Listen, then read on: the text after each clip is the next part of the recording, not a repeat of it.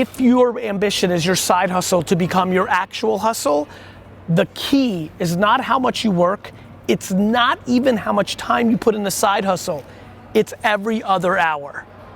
Because every other hour needs to cut, be put into the side hustle, which speeds up the side hustle to become your actual hustle, and that's what a lot of people with side hustles want to happen.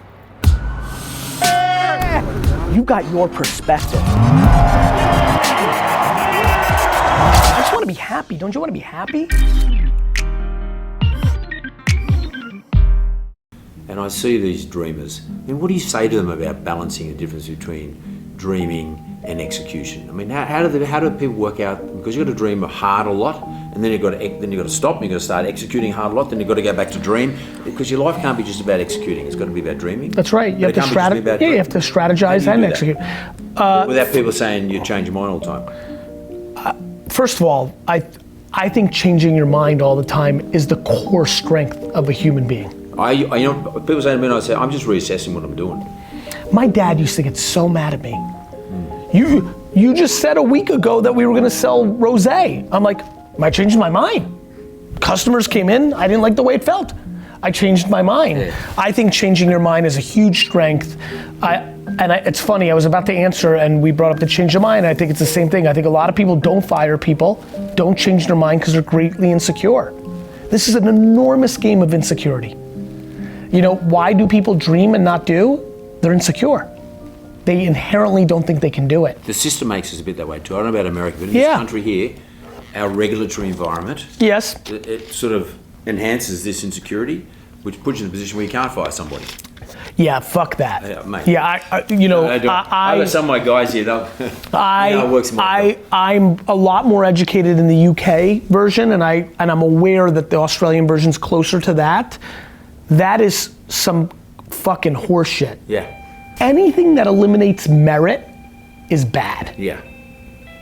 If somebody sucks and you can't fire them, the whole thing's broken. Yeah, totally. The hell are we doing here? Well, I mean, I battle with it all the time. It kills me. And like, I even did a TV show here about where I actually had to say, you're fired. And it's not very Australian to do that because it's considered uncool to fire somebody. But in my business, like, I mean, I'm sorry, I just can't put up with something that doesn't work. More importantly, it leads to entitlement, and entitlement is poison. Yeah. 100%. Yes, I do believe that. I do believe that there is a scenario, just like chief brand officers and chief marketing officers are a last 30, 40, 50 year phenomenon. I'd be surprised if in 15, 20 years we don't wake up and most of the major brands in the world have an editor-in-chief. I actually think a lot of the concern of my journalist friends, I always remind them, I'm like, look, there's evolution. Maybe you're not gonna work for the magazine you've worked for, but maybe you're gonna work for, you know, your favorite brand. And so, yes, I mean, I think great storytelling in the form of an incredible writer is something that never goes out of fashion, regardless of the platform that they write on and how it changes. Well, you'll appreciate this. You know, here. Let me tell you how I build credibility, by not trying to sell people something in my posts. You know, like, you know, it's not hard for Nike to build the credibility if they write an article about cross training without mentioning their product. It's not hard. It's foreign. It's not how people are thinking today, but you know, it's not difficult for a coconut drink to talk about, you know, health and wellness without mentioning its drink. They can. This is why I want them to hire journalists. You hire a marketer, she and he's gonna wanna sell. You hire a journalist, they're gonna not wanna sell out.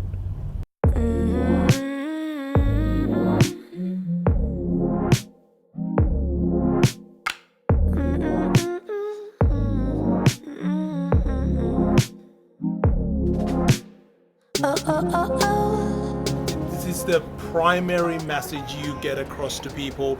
You've got to grind 24/7. You know, you got to do what you got to do. But my question is really about, with working that hard, as you know, every human being comes into the point where you've got to strike a balance, or people say you've got to strike a balance. I think you do. I think I think early, I kind of hit the scene in 2009. Yeah. And we were in a global economy meltdown. Right. And we were living off of a frothy 2000 to 2007, 8. And I thought that people were underestimating work ethic. And so yes, hustle was something that I was articulating as a foundation of my success. But I only think one should work a lot if they genuinely enjoy it. Right. Or they have to provide for their family and they're working 2 jobs and it's almost the extreme in the other way. I'd like to do a better job over the next decade to make sure that my primary message is happiness. Right. I mean that. Right. That being said, in the extreme overcorrection where people have started branding things like hustle porn or things of that nature, hard work is part of the equation. Yeah.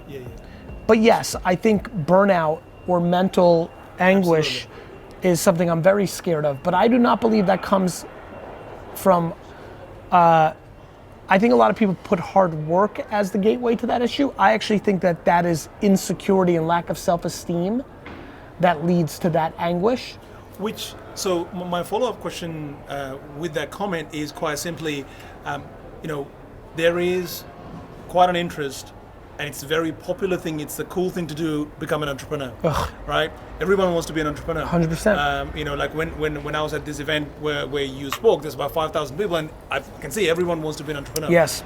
Do you think there's a danger Yes. because not everyone is cut out to be an entrepreneur? Okay, so how do you tell somebody that they've been hustling as hard as they can, but something's not working out? How does one figure out when to give up? I ask them if they're happy. Right. Like if you're hustling your podcast and through sheer will, through live events and pre-roll advertisers, and you're making $42,000 a year, if that's more fun and you're happier than making $78,000 being, an accountant, then I try to encourage that person to live the lifestyle of a 42,000 year person versus a 78,000 year person. I think that I think we have to define our own success, and I think doing what you want to be doing is the ultimate. Right.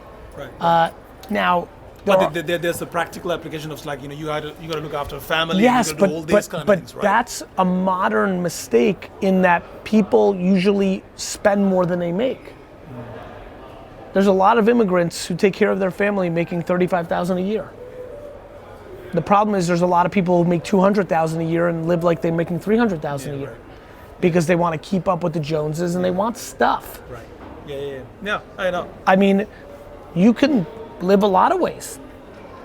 That's one way to be. Family, I once lived 2 years with my great-grandparents and my grandparents and my parents in a home. You could do that. Yeah. Especially 25-year-olds who are like complaining, go live with 7 of your buddies in a shit place. Like, I'm fascinated by people's misunderstanding of it's not how much you make, it's how much you spend. Yeah. Of course, if you take fucking Uber and order out every night and need the freshest fucking flyest, flexiest clothes, you're gonna need a fuckload of money. Yeah. Why not take the train? Right. Why not live in a shitty spot? Why not cook every night? Like, people are fucking entitled.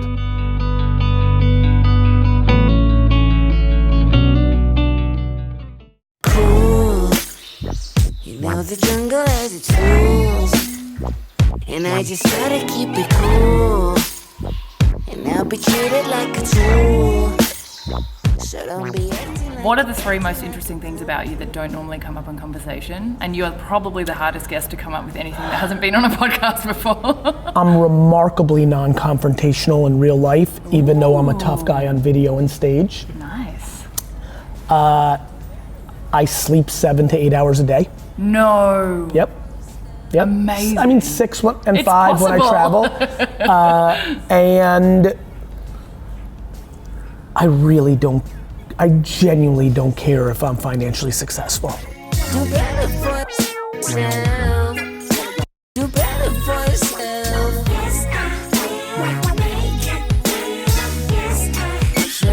Self. why we really want to meet with you today. Thank you. I think, well, a lot of our users are just starting out. They're side hustlers. They're Yes. people at home, Yeah. trying to make an extra My life, peeps. do the extra work. So, like, what's your advice to them? Patience. Yeah. Because a lot of times when you're doing a side hustle, you can't wait for it to take over your job that you hate. Patience. And then audit your other activities. If your side hustle's ambition is to be your normal life, you have to scrutinize what you're doing on Netflix. You have to scrutinize Candy Crush. You have to scrutinize the movies. You have to scrutinize baseball cards and footy and sneaker collecting.